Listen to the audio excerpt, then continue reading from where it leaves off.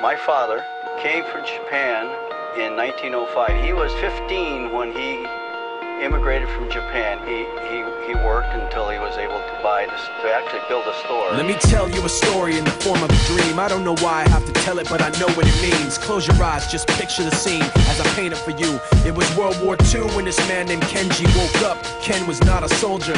He was just a man with a family who owned a store in LA. That day, he crawled out of bed like he always did, bacon and eggs with wife and kids. He lived on the second floor of a little store he ran. He moved to LA from Japan, they called him immigrant. In Japanese, he'd say he was called Issei. That meant first generation in the United States, when everybody was afraid of the Germans, afraid of the Japs, but most of all afraid of a homeland attack. And that morning, when Ken went out on the doormat, his world went black, cause right there, front page news, 3 weeks before 1942, Pearl Harbor's been bombed and the Japs are coming. Pictures of soldiers dying and running. Ken knew what it would lead to, just like he guessed. The president said the evil Japanese in our home country would be locked away.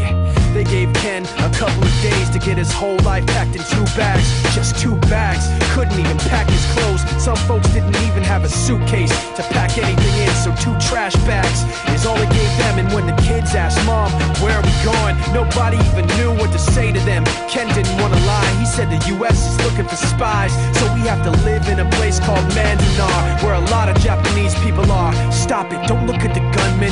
You don't want to get the soldiers wondering if you're gonna run or not, cause if you run then you might get shot. Other than that, try not to think about it. Try not to worry about it being so crowded, but someday we'll get out. Someday, someday. As soon as war broke out, the FBI came and they just come to the house and you have to come. All the Japanese have to go. They took Mr. Need and people couldn't understand why they had to take him, because he's just innocent laborer. So now they're in a town with soldiers surrounding them. Every day, every night, look down at them. From watchtowers up on the wall, Ken couldn't really hate them at all. They were just doing the job and he wasn't gonna make any problems. He had a little garden, vegetables and fruits that he gave to the troops in a basket his wife made. But in the back of his mind, he wanted his family's life saved. Prisoners of war in their own damn country, what for? And time passed in the prison town. He wondered if he'd live it down if and when they were free.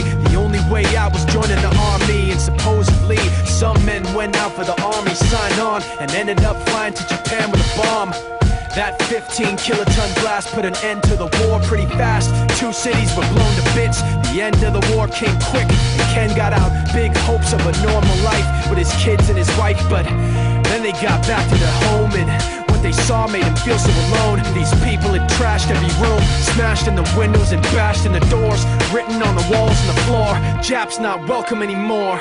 And Kenji dropped both of his bags at his sides and just stood outside. He looked at his wife without words to say. She looked back at him, wiping tears away, and said, someday we'll be okay, someday. Now the names have been changed, but the story's true. My family was locked up back in '42.